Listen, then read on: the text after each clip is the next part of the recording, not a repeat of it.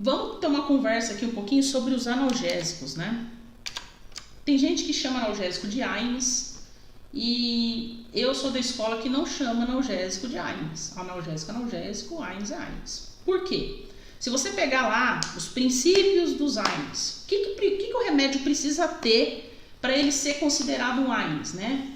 Um anti-inflamatório não esteroidal, ok? O que ele precisa ter? Primeira coisa, a gente tem mais 50 AINES diferentes. Então, assim, só tratar com o diclofenaco não tem muito sentido. É interessante você conhecer os medicamentos, né? Para se considerar um AINES, ele precisa cumprir 3 funções, tá? A primeira função é ele ser antitérmico ou antipirético. Então, ele tem que abaixar a febre para ser considerado um AINES. Os analgésicos, de forma geral, eles fazem isso. Eles abaixam a temperatura. Então, até aí tá ok. O próximo é reduzir a dor.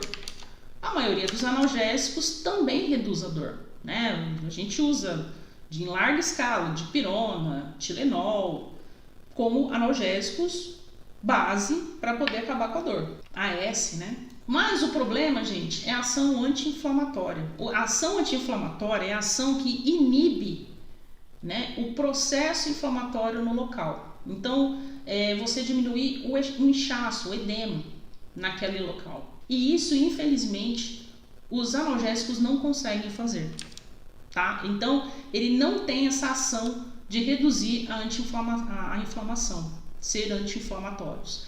Portanto, eles não são considerados AINES verdadeiros, eles são considerados analgésicos ou AINES não comuns, né? Tem vários nomes aí, várias nomenclaturas, mas eles não são considerados AINES verdadeiros, justamente porque eles não têm essa ação. E por que eles não têm essa ação? Tá? Quando você tem uma inflamação no local, principalmente em que você tem bactérias, e a maioria das vezes tem, né? Porque nosso corpo é cheio de bactérias, você tem ali a liberação de peróxidos. Tá? E esses peróxidos, eles inibem a ação do analgésico, né? O analgésico aqui no caso, ó, ele vai eliminar a ação da COX-1 e da COX-2. Ele vai inibir a ação da COX-1 e da COX-2.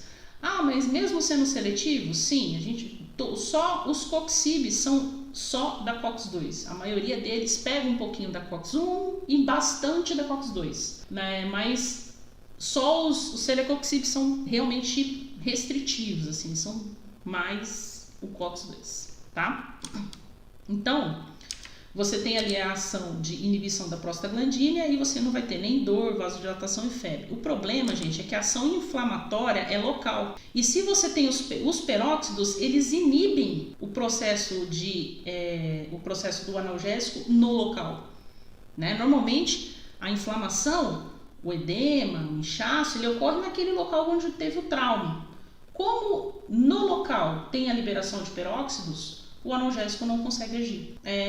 Acaba tendo esse probleminha. Os peróxidos inibem quimicamente a ação dos fármacos, tornando impossível sua ação no local da inflamação. Por isso que os anti-inflamatórios, os analgésicos, não conseguem ter uma ação anti-inflamatória. Tá? Então, os atípicos, né? Aí, ó, AINES atípicos, tá? É o AS, o paracetamol e a dipirona, tá? Então a gente vai falar um pouquinho sobre eles, que são os mais comuns. Eu não vou falar sobre todos que tem aí no mercado, não tem porquê. A gente vai falar sobre os mais comuns, que são aqueles que você consegue receitar, que o paciente consegue pegar no posto, inclusive.